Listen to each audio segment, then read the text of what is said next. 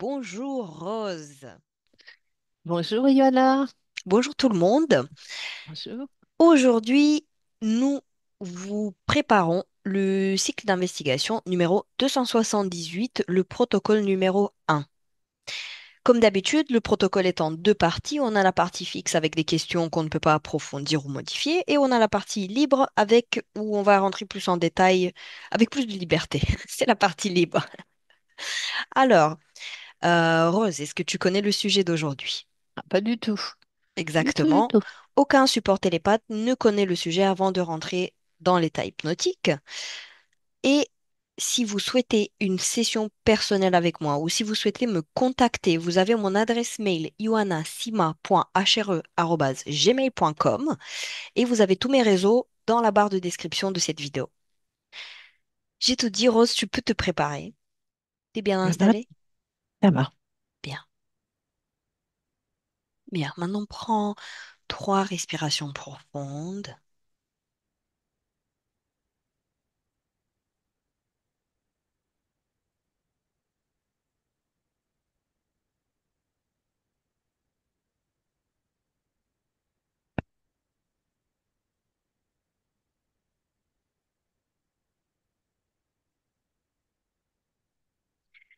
Je vais compter de 3 à 1 pendant que ton corps va se détendre profondément.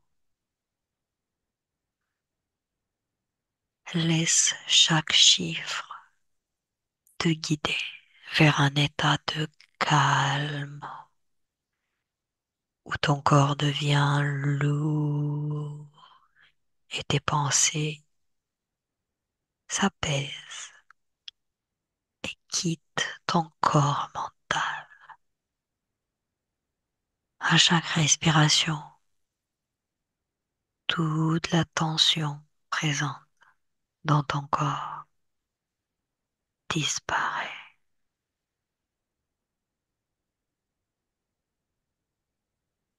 3,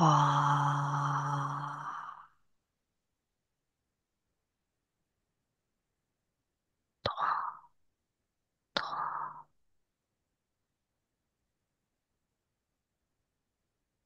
Détends tous tes muscles à partir du bout de tes pieds et en remontant jusqu'en haut de ta tête, en passant par tes jambes, par ton ventre, par tes mains, par tes bras. Tu te détends de plus en plus. 2.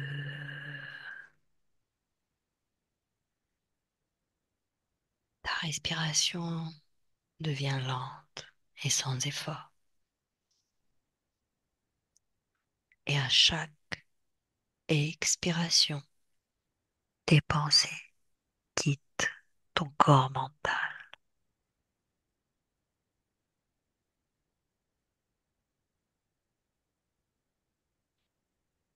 1.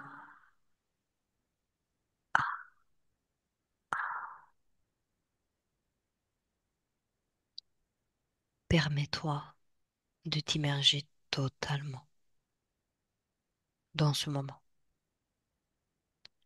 Ton corps est lourd et détendu et tu te sens bien, tu te sens calme. Je compte de 1 à 3 et à 3, tu te connectes au programme ARP et tu me dis ce que tu perçois ou visualises. 1, 2, 3. Alors, je vois des très grandes, euh, euh, comme des fers, des très grandes, euh, comment on appelle ça? c'est Des comme des, antennes? voilà, des antennes, mais plus larges. Ça forme une sorte de bâtisse en fer ouvragée avec comme les pylônes électriques. Voilà, comme des pylônes électriques, mais droits, Oui. des grands pylônes électriques droits en fer. Il y en a plusieurs et ça émet, qui émettent de l'énergie. Je vois comme des éclairs partout. Et quand elles sont toujours en fonction, mais c'est quand on les met en fonctionnement plus intense que cette énergie, il y en a partout. Ça fait Mhm. comme une boule au-dessus dans le ciel, ça part de partout. Donc hein, on peut la mettre en repos comme quand on met la mettre en repos sans l'éteindre Oui. complètement et on peut l'activer très très fort avec une intensité qui peut aller du simple au double, au triple, selon ce qu'ils veulent faire. Je vois ça, je le vois, cette énergie, cet ensemble métallique, je le vois dans un espace, euh, une campagne, quelque chose de très... Il y a pas, je vois pas d'immeuble autour de maison, quoi que ce soit, D'accord. dans un espace de paysage, D'accord. je sais pas où c'est. Très, très bien, Rose. Très, très bien. À mon 3, connecte-toi avec la ou les cibles du programme ARP et décris-les. Un, 2, 3. Eh bien, les cibles, il y en a plusieurs. Je vois des humains, hein. Il y a des cibles sur les humains D'accord. pour les déstabiliser. Au niveau des déstabilisés par le climat, les déstabilisés, je vois aussi des personnes qui sont quand il y a un tremblement de terre, la terre bouge et ça les déstabilise, ils ont peur. Sur les nuages, sur le climat, la météo, hein, ça c'est certain. Oui. Sur les tremblements de terre, c'est sûr. Sur l'eau aussi, Mhm. les pluies, les inondations. Je vois là des pluies, je vois même des vagues assez importantes. Tout ce qui est climatique en fait et tremblements de terre. Mm. Mhm. Est-ce que tu perçois autre chose? Est-ce que tu perçois d'autres cibles du programme ARP? Pour le moment, non. Très bien. Alors, y a-t-il des événements passés que tu perçois comme étant liés à ARP? Oui, non ou seulement partiellement? Oui, Quels sont-ils, ces événements? des grosses inondations, D'accord. des grosses inondations, des grosses aussi, des gros effets de chaleur, quand il fait très très chaud. Canicule, ça se dit? Oui, Mhm. canicule, tremblement de terre aussi. Mhm. Je reviens à la même chose, hein, tout ça.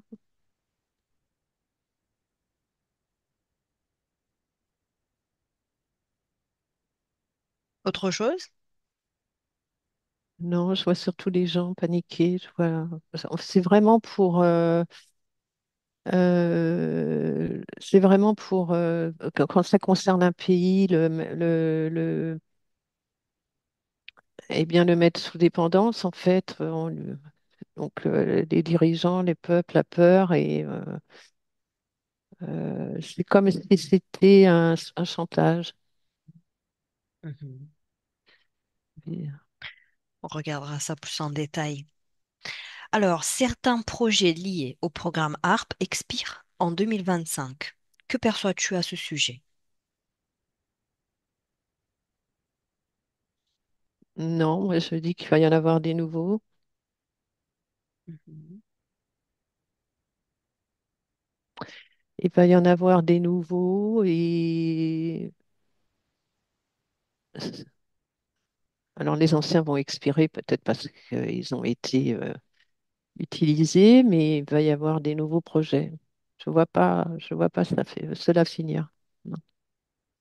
D'accord. Je vois là tempête de sable, du vent, beaucoup de vent.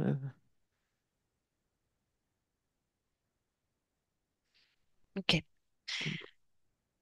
Avance maintenant jusqu'en 2030 et dis-moi quels projets seront testés dans les 5 prochaines années.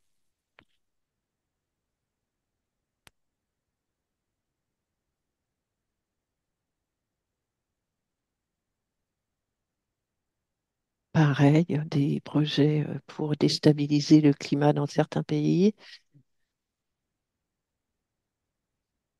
Je vois aussi des projets pour au niveau de la mer. Je ne sais pas ce qui se passe au niveau de la mer. Je vois la mer qui peut euh, je vois la mer qui monte dans certains pays. Mhm. Des vents anormalement puissants, comme ça se dit, des typhons, des choses comme ça. Oui. Voilà.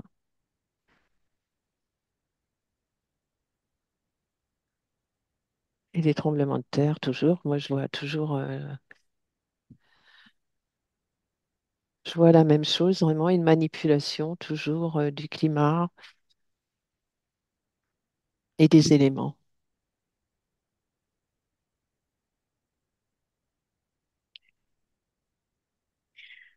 Regarde le corps mental irradié par les ondes radio de HARP. Que perçois-tu ou que visualises-tu? Un dessèchement, une sécheresse anormale,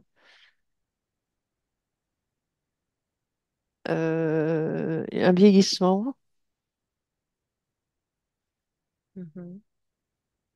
un manque d'hydratation.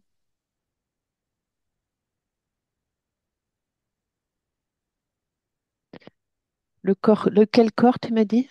Le mental. Le mental, pardon. Le mental, la personne, elle perd son équilibre mental, c'est-à-dire, elle ne sait pas si elle doit penser ceci ou cela, elle sait pas, son esprit n'est pas clair, Mhm. son esprit est perturbé et elle n'a pas une vision juste des choses. Son esprit est embrumé, embrouillé. Et toujours la peur, la crainte, euh, craintive, heureuse, énervée. Ok. Est-ce que tu perçois autre chose par rapport au corps mental? Et les déficients. Ok. Maintenant, dernière question. Observe le programme HARP exclusivement sur le plan métaphysique et dis-moi quelle information tu détectes. Et au niveau métaphysique, c'est vraiment pour déstabiliser euh, les peuples, la planète, le climat. Au métaphysique, c'est manipulé par des personnes qui ont des intentions de pouvoir. Mhm, Je vois comme c'est très électrique, ils utilisent les ondes, ils déboussolent les ondes électromagnétiques, les réseaux électromagnétiques pour en faire quelque chose de- pour tout déstabiliser cet équilibre. mhm. Évidemment, je vois. Je vois, je regarde autour, je vois des êtres, des reptiliens.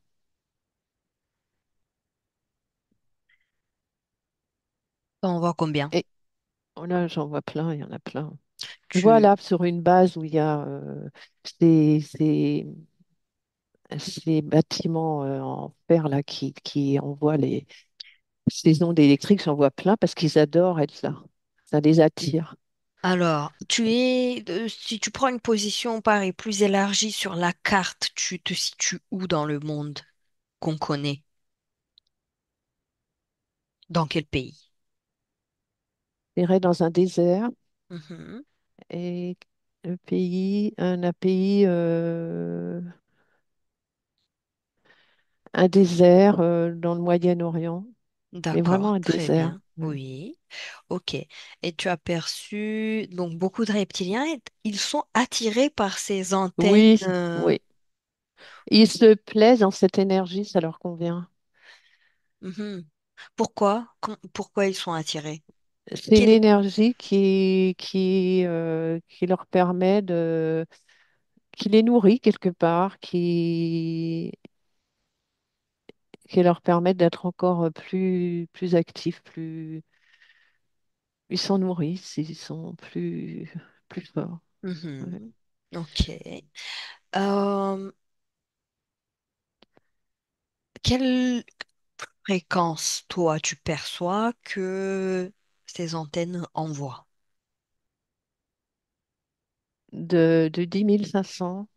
10 500. Et qu'est-ce que ça représente pour toi, 10 500? Pour moi, ça représente quelque chose de très, très fort par Mhm. rapport à, si je me base par rapport à zéro, quoi. C'est beaucoup trop fort pour nous, par exemple, hein. Oui, comme on est dans la dualité, est-ce que tu perçois ça comme étant trop fort, hmm, dans le mauvais sens ou dans le bon sens? Je vais dire ça comme ça, mais... Trop fort dans le mauvais sens. Ok. Toi, tu te sens bien, Rose? Toi, ça va? Oui, oui, ça va, parce que elle peut être encore plus forte là, hein. Puis je me suis mise un peu à l'écart. Au début, c'était un peu trop fort, je me suis mise à l'écart. Mhm. Alors, Là, elle n'est pas au maximum, là, tel que je la vois. et même si elle le serait, ce que tu vas faire, c'est de prendre une position observatrice. Tu as tout le pouvoir de tout savoir, Rose. Ces Mhm. informations-là, elles sont en nous aussi. C'est notre droit de les découvrir, de les savoir, de les investiguer. Et il n'y a rien ni personne qui peut te nuire à toi. D'accord? Tu es juste une Mhm. observatrice.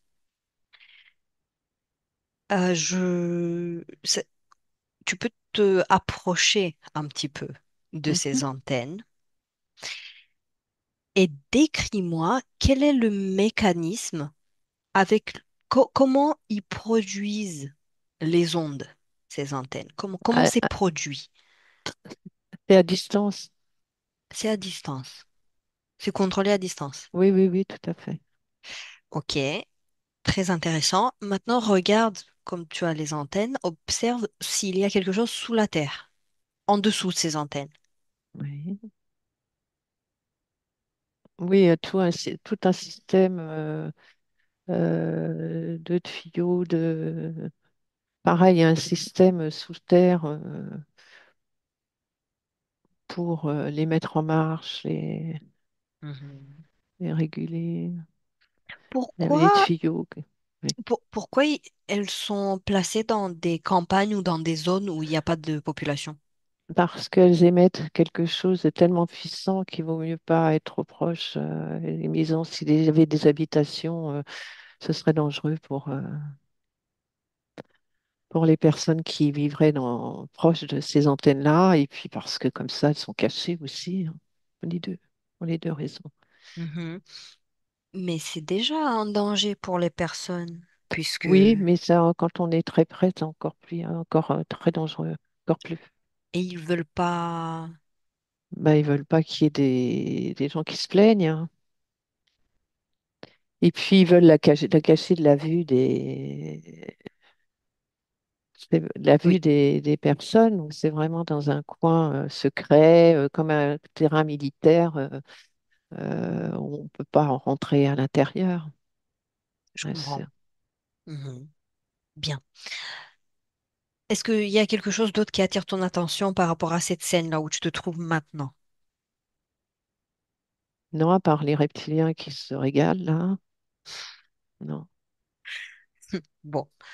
Euh, tu as dit que ces antennes sont contrôlées à distance. Oui. Elles sont contrôlées de où? Alors, je vois tout un tas de personnes, ils sont dans un grand bureau, il y a une, deux, trois, des humains, hein. Des humains. Ouais, je Ça, on vois va voir, hein. On va voir. des humains comme des militaires Mhm. D'accord. qui manipulent, qui à l'aide d'ordinateurs, etc., contrôlent cette énergie. Est-ce Mm. que c'est un endroit pour toutes les antennes du monde? Ou est-ce qu'il y a des endroits de compte? Il y a plusieurs endroits de Euh, je- compte. à plusieurs endroits. Mhm. Ok. Et qu'est-ce qui se passe dans ce bureau? Donc, tu as les militaires, il y en a combien? Ben là, j'en ai trois. Trois, d'accord. Regarde, regarde ces militaires. Oui, Regarde dans leurs yeux. oui. Comment ils sont leurs yeux? Ils sont pas, ils sont pas, Ils c'est sont pas des pas. militaires, non. Et ils ont des yeux, non, ce sont des, attends, Oui, dis-moi. ce sont des reptiliens aussi, deux reptiliens et un reptilien dragon, leur chef. Bon, ok. Donc, ils sont dans ce grand bureau. Mhm. Et qu'est-ce que tu perçois sur cet ordinateur? Eh bien, ils sont l'image de la centrale, Mhm. ARP, et qui est devant eux, et ils sont en train de la surveiller, ils surveillent en fait, et par moment, ils peuvent augmenter leur fréquence, la mettre en marche intensément selon les objectifs qu'on leur donne, Mhm.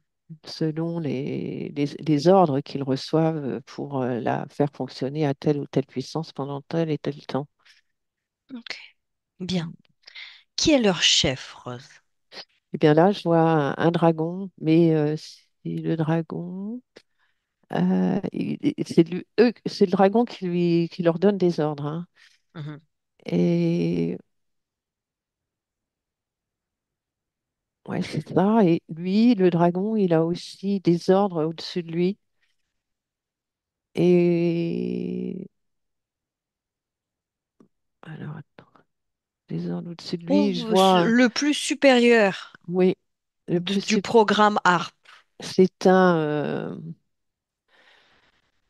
humanoïde.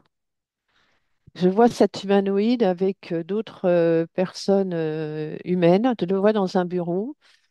Il y a une table ovale, il est là assis et autour de lui, il y a trois humains qui sont des personnes haut placées militaires et gouvernement. Et donc cet humanoïde, il donne des ordres au dragon? Oui, après qu'ils aient fait une table ronde ensemble, D'accord, il y oui, a un ok. nouveau projet. Alors, ils donnent les ordres. C'est ça. Alors qu'est-ce qu'ils font, l'humanoïde et les personnes du gouvernement autour de cette table? Qu'est-ce qu'ils Eh bien, ils sont en discutent? train de discuter ils ne discutent pas du tout d'arrêter le projet ARP en 2025, hein. Ils sont en train de discuter des futurs projets après 2025. Ben tiens, ça nous intéresse aussi, on peut Alors, s'asseoir à cette table. ils ont une carte devant eux, une carte du monde, Mhm. et ils discutent. Et moi, Donc, je vois des tremblements de terre, où? surtout des tremblements de terre. Tu Alors, vois ça où? Observe la carte. je dirais en Grèce, Mhm. en Italie, Mhm. en Grèce, en Italie, en Grèce, en Italie pour le moment. Mhm. D'accord. Euh, quel est... le- Prends cet humanoïde. Enfin, pas, Oui, le prends pas, mais juste, oui, je il comprends. te voit, il sait que tu es là, Non, me ou voyez pas? pas. Mais maintenant, il peut te voir. Oui, ça y est, me voit. D'accord. Demande-lui télépathiquement Oui. pourquoi ce projet existe. Pour manipuler les dirigeants de ce monde et qu'ils soient aux ordres et à leur merci. Pour manipuler les dirigeants. Hmm. Les gouvernements. Co- Et euh, si jamais il y en a un qui veut pas, bah, ils vont faire une manipulation climatique chez eux pour les mettre, pour leur faire peur. mhm. Demande-lui, est-ce que c'est vraiment le gouvernement qui souffre quand il y a une... Ah non, c'est ou est-ce le que c'est le peuple? gouvernement et le peuple, bien sûr, mais par gouvernement, évidemment, le peuple. Bien sûr, bien sûr. Pourquoi il a choisi la manipulation des éléments avec ce projet? Parce que, parce que c'est facile, il me dit. C'est facile pour nous. Mhm. Et c'est pas, on est le, c'est plus facile pour nous. Alors, c'est comme un claquement de doigts, il me dit. Ça fait combien de temps que c'est en place? Combien d'années terrestres, depuis combien d'années terrestres ARP existe? Sous le nom de ARP ou à un autre nom? Alors, sous le nom de harpe, je dirais 25 ans. Un autre nom, je dirais 55. Mhm. Hum, D'accord. Il dit que donc la manipulation des éléments, c'est facile. Toi, Oui. Rose, sur le plan métaphysique, est-ce que tu perçois quel est le lien entre ces humanoïdes et les éléments? Et Pour- c'est, oui, Pourquoi c'est facile en fait pour eux? ben, grâce à harpe, c'est facile. Oui, mais quel est le mécanisme?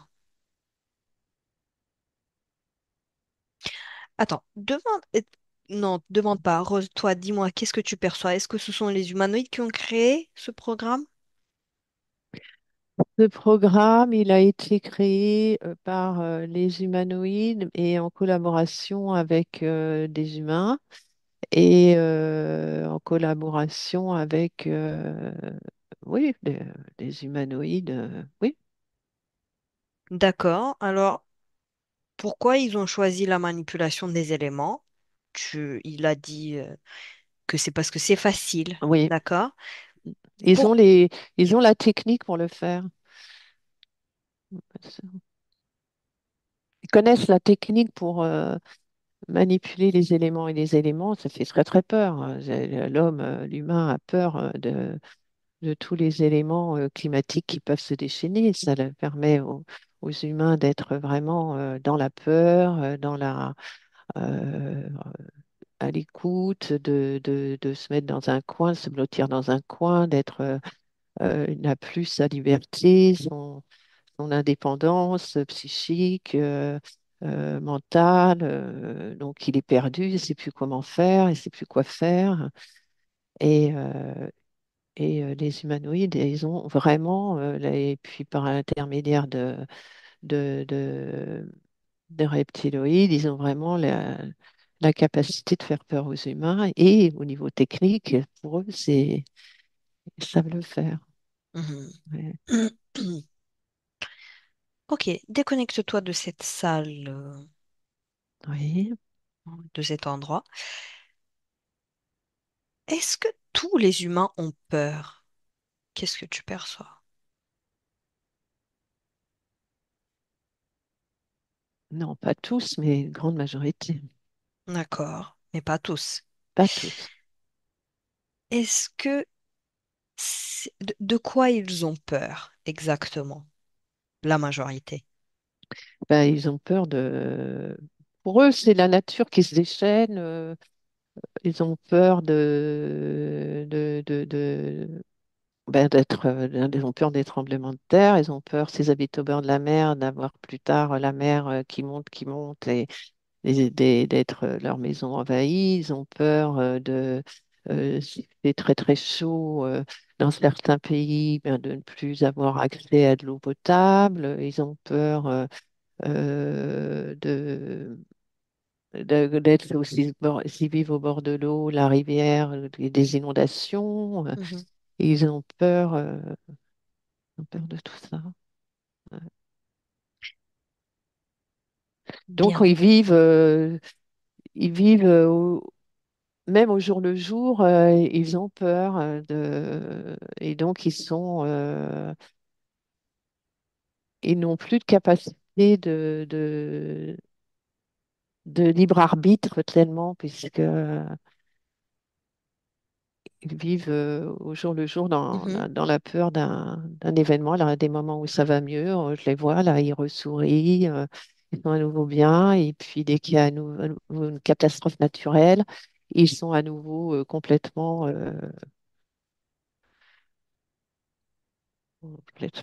Oui, soumis, quoi. oui. Mhm. Puis tu as vu aussi le corps mental Ah oui, oui, où il y a une perte d'équilibre et qui affecte en fait. tout à fait. Ok. Toujours pareil, à cause de ces ondes. Euh, que perçois-tu qu'un humain peut faire pour se protéger de ces ondes et de ce de leur effet en fait? Eh bien, c'est assez difficile. Il peut y avoir c'est assez difficile. Parce que euh, parce que ces ondes, elles touchent tout le système hormonal aussi, hein. Elles vont détériorer la thyroïde.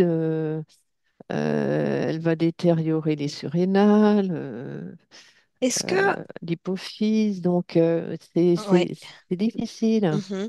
Est-ce que Donc, avec une vibration personnelle, oui, euh, on va dire élevée, oui, ça peut oui, l'être humain, oui, oui. bloquer les ondes, ces ondes-là? Tout à fait. Il faut vraiment une vibration, être très équilibré au niveau énergétique, au niveau justement du système endocrinien. Et oui, peuvent tout à fait, ces personnes-là, être à l'abri de ces ondes magnétiques. Mhm. Euh, quand tu parlais, donc la majorité des personnes ont peur. Ils ont Mhm. peur. Hmm, ouvre une ligne temporelle parallèle, Rose, Mhm. où les personnes sur Terre n'ont pas peur de la mort. Oui. Comment tu perçois le monde, un monde, d'accord, la Terre, où les personnes n'ont pas peur de la mort, de mourir? Ah bah ça change du tout au tout, hein. C'est plus du tout les mêmes personnes. Elles sont heureuses, elles sont souriantes, elles ont peur de vivre au jour le jour, mais bien. Elles peuvent même faire des projets dans l'avenir. Et ensuite, elles n'ont pas peur de la mort puisque ces personnes-là, euh, non, elles n'ont pas peur de la mort. Alors certaines qui n'ont pas peur de la mort parce qu'ils pensent tous qu'il y a autre chose que la mort, hein, une autre dimension en parallèle. Est-ce qu'ils savent que leur âme continuera En partie à subliminale? exister, bien sûr, leur partie subliminale? Ils se projettent même, certains se projettent même, si jamais ils meurent. Mhm. Et puis, ils vivent au jour le jour, heureux, leur corps est en bonne santé, le système glandulaire en bonne santé, bien équilibré. Mm. Et qu'est-ce qu'ils font harpe dans cette situation? Eh bien, Harpe, dans cette situation, je pense que Harpe n'est plus là, hein. Tu penses? Observe. J'observe, il est Observe. plus là. Il est Il est plus là. plus là. Les effets, il n'est plus là. Je vois comment ça s'appelle, là, ce que j'avais vu au départ, mais il n'y a plus d'éclair dans la centrale Harpe. Mhm. Elle est là, mais elle ne marche plus, elle ne fonctionne plus. Ok.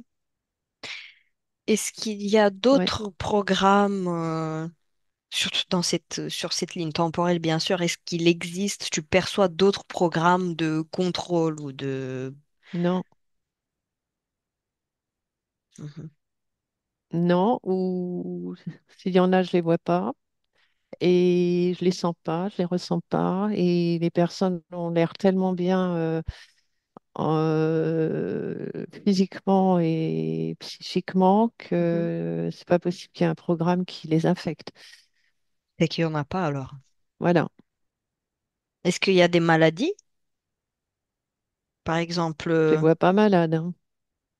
Ou des s'il y a des petits virus? virus, c'est vraiment léger, ils disparaissent tout de suite, ils ont la capacité de les enrayer tout de suite. Et leur corps est très performant, très Seul, sans besoin de exactement, ou une choses petite plante, extérieures. voilà, ou c'est vraiment D'accord. une petite plante, une tisane de je sais pas quoi, ils sont très boostés. Mhm. D'accord. Donc ça, c'est une ligne temporelle Oui, fictive sur oui, laquelle on n'est pas en c'est dommage. réalité, où toute la population n'a pas peur de la mort, Oui. qui est une peur un peu fondamentale dans dans la conscience collective. Mhm. Ok, bien. Bien heureuse. Retourne aujourd'hui dans le présent sur notre ligne Mhm. temporelle. Oui. C'est belle observation. Ça fait du bien. Mais, mais, aujourd'hui, combien de pourcents de personnes sur Terre ont peur de la mort que tu perçois aujourd'hui, maintenant? Alors, il y a ceux qui disent ne pas avoir peur de la mort parce qu'ils sont euh, religieux. Il y a ceux qui ne sont pas, qui ne se font pas adeptes d'une religion, mais qui n'ont pas peur de la mort. Et les autres qui ont peur de la mort, il y en a, bon, sans être religieux, hein, j'ai séparé en trois. Oui, oui. Parce que les religieux, c'est pas pareil, ils n'ont pas une peur de la mort de la même façon que les autres. Et ceux qui ont peur de la mort, je dirais 25%. Mm. D'accord. Et avec les religieux? Fais tous les... Avec les religieux, on arrive à 75%. Hmm, ok. Oui, c'est les statistiques. Ok. Ok. Est-ce que tu perçois autre chose euh, par rapport à ça, par rapport à la conscience collective à l'heure d'aujourd'hui, dans ce sens-là?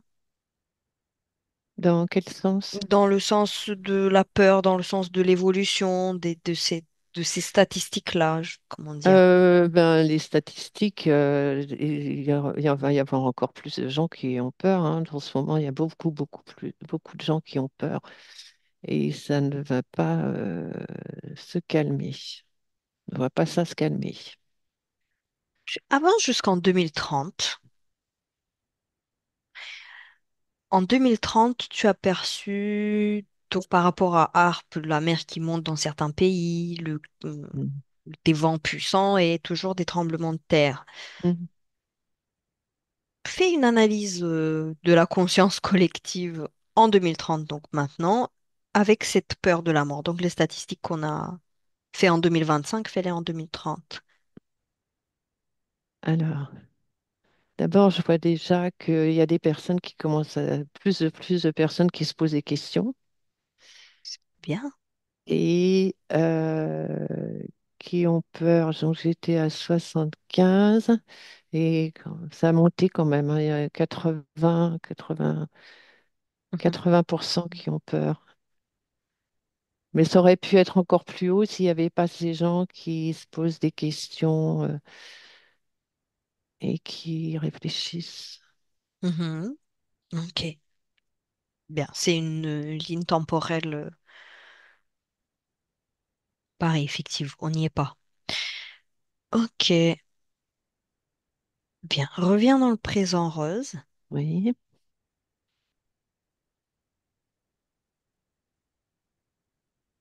Et est-ce que tu perçois autre chose par rapport à ce sujet? J'ai plus de questions. Ah, si, j'ai une question. Oui. Comment, à partir de ces antennes, ils peuvent déclencher, par exemple, un tremblement de terre? Quel est le mécanisme?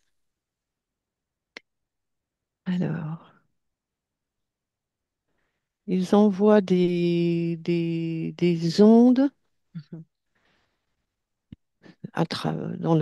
des ondes dans l'intraterre, hein, profondément dans l'intraterre par des, ouais, c'est ça, je vois des ondes qui font comme ça, qui bouleversent, qui bouleversent l'écorce terrestre sous terre. Ils ont les instruments pour le réaliser. Puis il y a aussi, je vois aussi du ciel aussi. Il y a des ondes aussi du ciel qui descendent. Elles descendent du ciel, Ouais, bah, bien, ouais, c'est bizarre. Je vois un vaisseau qui envoie un vaisseau qui envoie des ondes aussi du ciel. est-ce qu'il y a un lien Ah, avec Harpe? oui, oui, oui. Quel est le lien de ce vaisseau avec Harpe?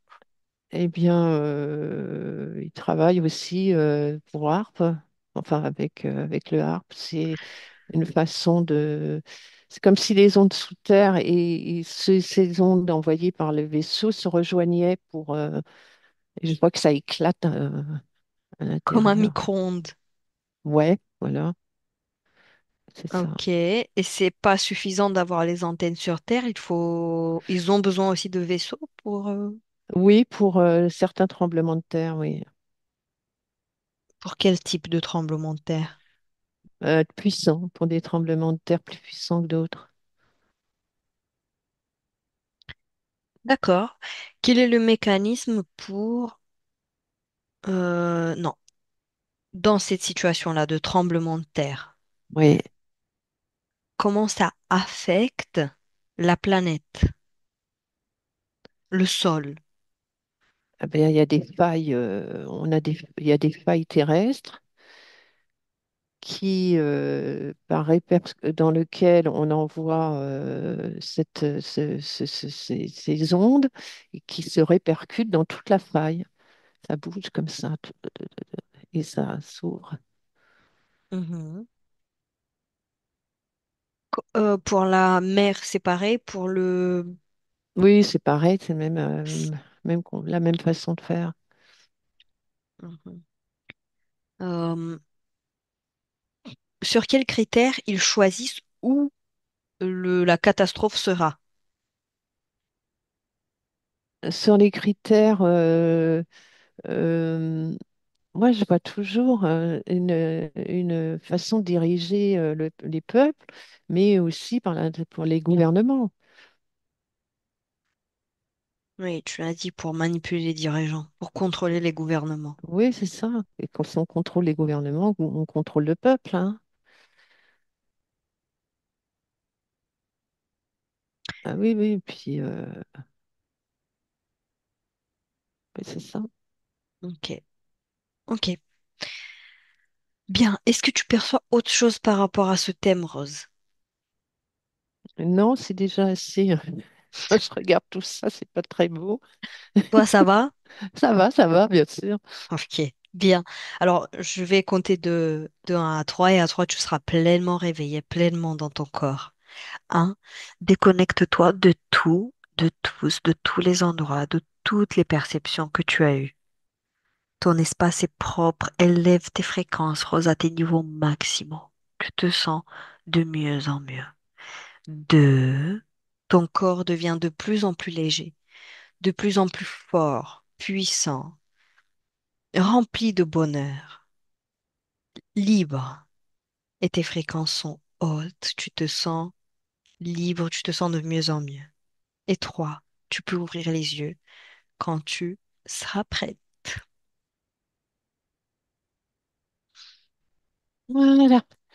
Rebonjour, Rebonjour, Yana.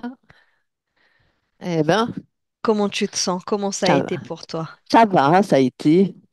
Oui, oui, ça a été. Je te remercie en tout cas, Rose. De rien.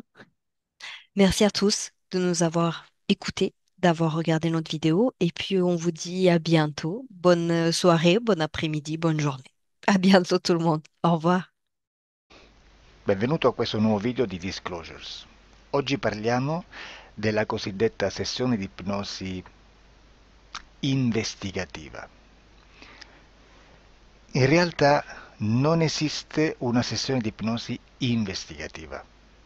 Non che non si possa fare investigazione di ipnosi, però è che non esiste una sola sessione di ipnosi per dire si è fatta investigazione, per prendere quell'informazione come buona. Perché? Sappiamo intanto che l'informazione che arriva in ipnosi è molto contaminata, la percentuale di inquinamento dell'informazione è altissima. Pensate a questa informazione che viaggia per tantissime dimensioni, attraversa densità, passa per coscienze che volontariamente o involontariamente possono distorcerla e poi arriva infine alla persona che sta in ipnosi, che ha una coscienza, ha una mente, ha un'esperienza e interpreta questa informazione secondo la sua struttura mentale, secondo le sue credenze, che per quanto si possa essere più o meno liberi mentalmente, liberi pensatori, sempre c'è una parte subliminale che interpreta in base all'educazione ricevuta, alla cultura e perché no, anche tutte le esperienze di esistenze passate che ancora lasciano un segno in noi.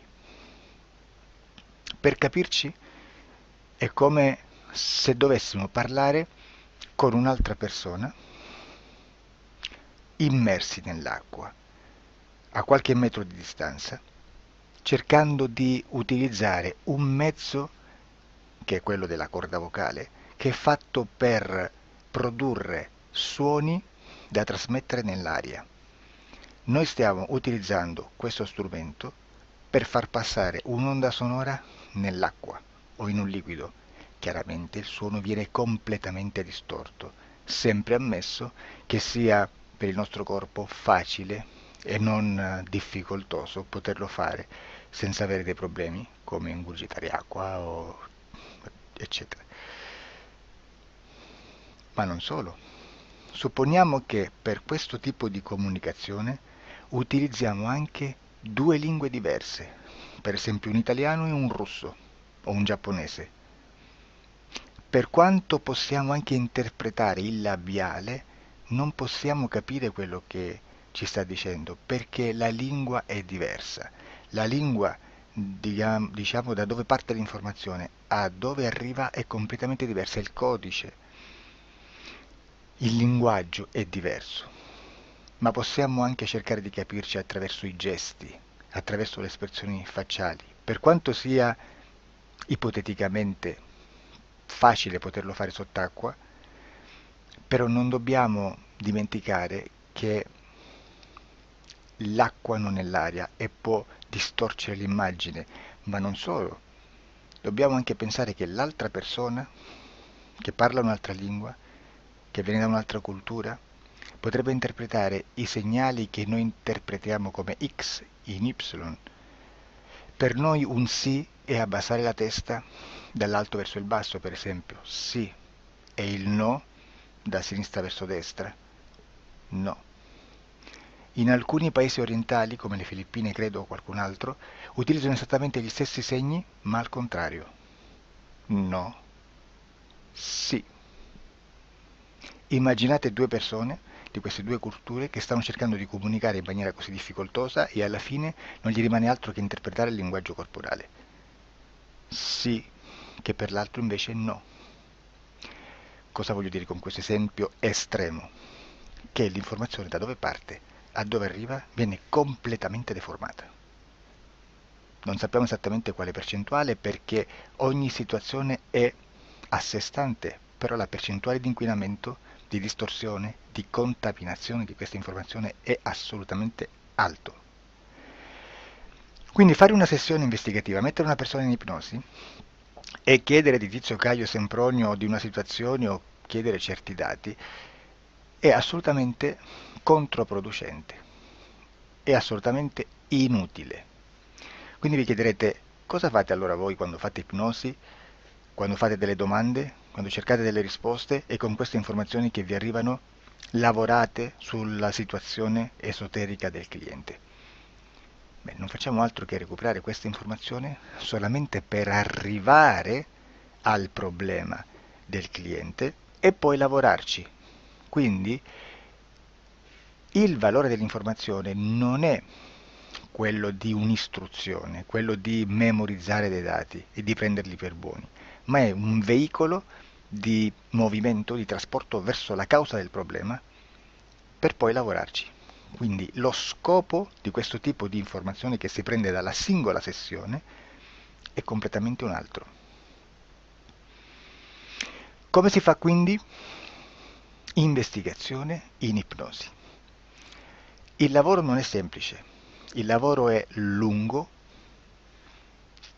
difficoltoso, stancante. È necessario farlo anche in squadra perché bisogna moltiplicare il numero di sessioni da fare e una sola persona potrebbe farlo soltanto in un tempo estremamente largo. Noi abbiamo delle informazioni che prendiamo ormai per buone, ci lavoriamo, danno dei risultati e quindi per noi sono buone. E come abbiamo fatto ad avere queste informazioni? Per esempio, come facciamo a sapere che un extraterrestre chiamato il cosiddetto grigio è più o meno alto X, poi ci sono magari quelli anche un po' più alti, ma hanno un corpo strano, hanno una pelle grigio-verde, hanno degli occhi grandi a mandorla neri, senza una pupilla visibile, non hanno quasi bocca né naso né orecchie, hanno soltanto delle fessure, non hanno organi genitali, hanno degli arti molto più lunghi rispetto alla proporzione che potrebbe avere il corpo umano e di solito hanno meno dita delle 5 del corpo umano, eccetera, eccetera, eccetera. O se no prendiamo un altro tipo di essere che possiamo incontrare in ipnosi, come facciamo a dire che hanno delle somiglianze con i rettili, gli animali rettili terrestri o gli invertebrati, gli insetti terrestri? Perché? Perché siamo sicuri di questa informazione e ci lavoriamo e quando ci arriva la prendiamo già per buona, nonostante sia anch'essa contaminata. Perché queste informazioni sono arrivate da tantissime sessioni, fatte da tantissime persone, con tantissime altre persone sotto ipnosi e che nel contesto di tutto il lavoro gli uni non sapevano degli altri. Questo dato può essere più o meno rilevante, sempre c'è contaminazione e quindi possiamo prendere per buono anche un gruppo di lavoro dove l'uno possa sapere dell'altro. Ci potrebbe essere una contaminazione del contesto di quel gruppo di lavoro, ma si aggiunge semplicemente una piccola percentuale di questa contaminazione a già la grande che esiste. Non è così impossibile lavorarci. Da tutte queste sessioni, da questo grande numero di sessioni, migliaia, diciamo migliaia, noi prendiamo solamente quell'informazione che è uguale a tutte, che è in comune a tutte, o a quasi, perché magari qualcuna ci potrebbe essere niente in comune per una fortissima contaminazione, perché no? Ma dobbiamo prendere una stragrande maggioranza proporzionalmente abnorme rispetto a quello che potrebbe essere un minimo di scartabile, e lì possiamo prendere per buona questa informazione. Quindi se noi su 10.000 persone diverse, con operatori anche diversi, in cui in ogni sessione vediamo un essere che più o meno ha le stesse caratteristiche del grigio o dell'insettoide, a forma di mantide religiosa, o il rettile a forma di lucertola, per esempio, di serpente o di quello che sia, o se vediamo il pianeta Marte più o meno di colore rosso, o se vediamo dei sotterranei eterici, non fisici, nel sottosuolo terrestre, soprattutto sotto le grandi città, dove c'è concentrato molto potere, molta energia di questo tipo, e che più ne hai più ne metta. Se vediamo degli impianti che hanno certi tipi di funzioni, certi tipi di forme in certe parti del corpo, e questa informazione la ritroviamo tutta o quasi in tutte le sessioni fatte, eseguite, realizzate da tanti anni a questa parte, significa che quella è una informazione affidabile. E vi posso garantire che stiamo parlando di una percentuale bassissima. Su un 100% staremo, credo, forse più in basso di un 3, di un 2-3%. Immaginate, tutto il resto è spazzatura, è informazione spazzatura. Sì, spazzatura.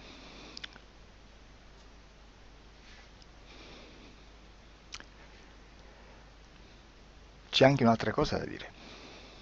Supponiamo che un operatore faccia un'ipnosi e voglia andare a vedere cosa fa Tizio, cosa fa Caio, cosa fa Sempronio. Arrivano delle informazioni e si dice che Tizio è biondo, Caio è zoppo e Sempronio è uno sportivo. Intanto già abbiamo detto che una sessione soltanto non serve, d'accordo? Ma poi c'è da dire che una coscienza, un essere, in ambiente subliminale, la sua parte subliminale potrebbe non dare autorizzazione a questa fuoriuscita di informazioni. Mi potreste dire, e allora tu quando chiedi agli esseri cosa fanno, cosa non fanno? Beh, intanto la prendo sempre con le pinze, perché abbiamo sempre detto che tutto è molto contaminato e mi serve solo per dirigermi da una parte. Ma c'è anche da dire che se un essere interferisce con l'altro, ha aperto un canale di comunicazione a cui non può ovviare, a meno che non lo recida, non lo annulli. Quindi quando io faccio la domanda a un essere, se lo faccio attraverso l'interferito, mi arriva l'informazione per un canale aperto che sottostà alla volontà dell'interferito. Sulla volontà dell'interferito parleremo in un prossimo video disclosures. Però, se io voglio fare un'investigazione sopra Tizio, Caio e Sempronio, che non hanno nessun collegamento, nessuna interazione e nessuna interferenza con il soggetto con cui io sto realizzando l'ipnosi, non è detto che mi arrivi questa informazione. Assolutamente. Potrebbe esserci completamente un muro. Come potrebbe esserci informazioni, perché quell'altra parte potrebbe autorizzare comunque, ma non è detto. E comunque quando ci arrivano informazioni in una situazione di non interferenza o non interazione, non possiamo sapere esattamente se sono informazioni che ha autorizzato la parte subliminale dell'altra persona o dell'altro essere, o qualche altro essere, qualche altra entità furba approfitta della situazione, osserva quello che sta succedendo, si mette in mezzo, si fa passare per l'altro e dà informazioni ovviamente distorte, prima perché non è detto che debba conoscerle, e anche se fosse potrebbe manipolarle a sua volontà e a suo vantaggio. E quindi immaginate che situazione ridicola ci si viene a trovare, in quale situazione ridicola ci si viene a trovare in questi casi. Da qui si vede quando un operatore riesce a utilizzare l'informazione in ipnosi come per lavorare su un soggetto. Da qui l'osservatore attento delle sessioni di ipnosi riesce a capire se quell'ipnosi è un'ipnosi affidabile, un'ipnosi con un livello di informazione certa, con una alta percentuale di informazione certa. Non vi nascondo che in futuro potrei anche impostare un lavoro per decifrare che livello di certezza di informazione c'è in un'ipnosi, analizzandola e spiegando il perché, spiegando i meccanismi di analisi di un'informazione in ipnosi, che poi anche è molto istintivo.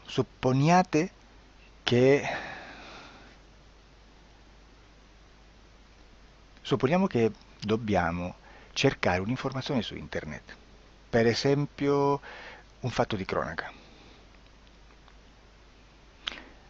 Voi preferite mettervi su un sito ufficiale?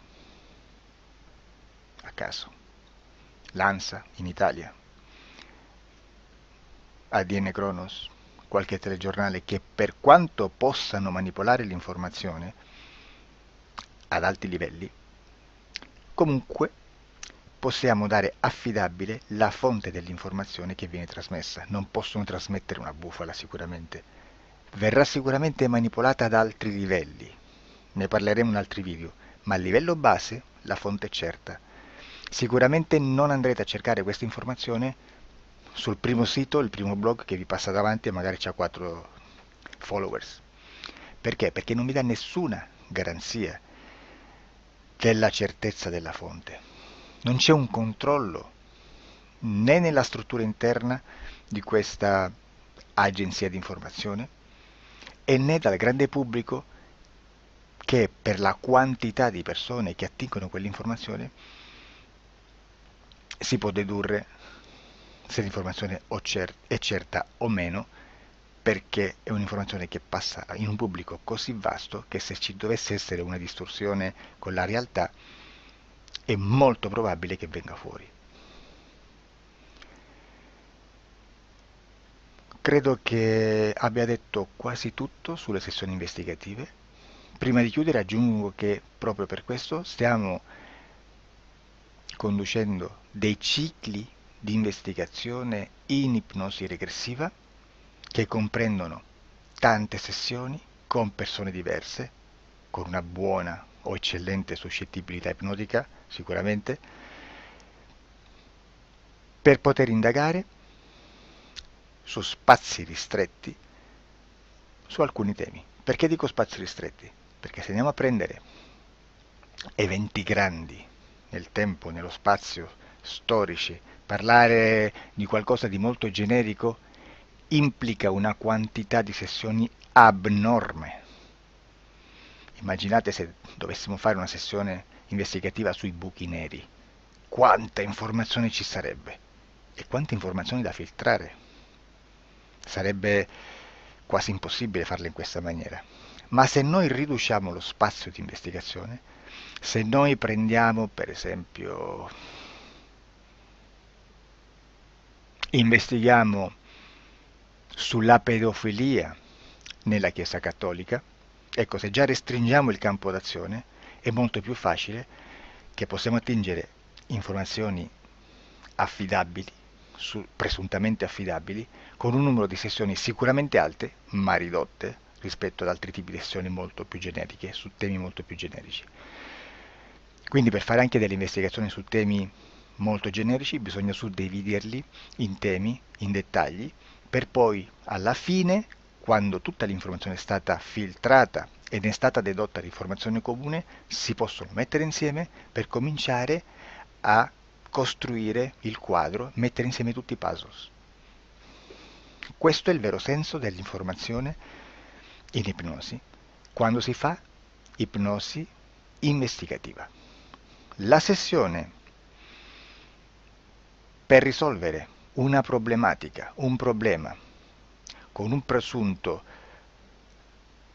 una presunta origine esoterica di un cliente, di una persona, è un'altra cosa, sono altri metodi, altre tecniche e l'informazione si usa in un'altra maniera, ha un altro scopo. Grazie, ci vediamo al prossimo video. Disclosure. Ciao. Au revoir.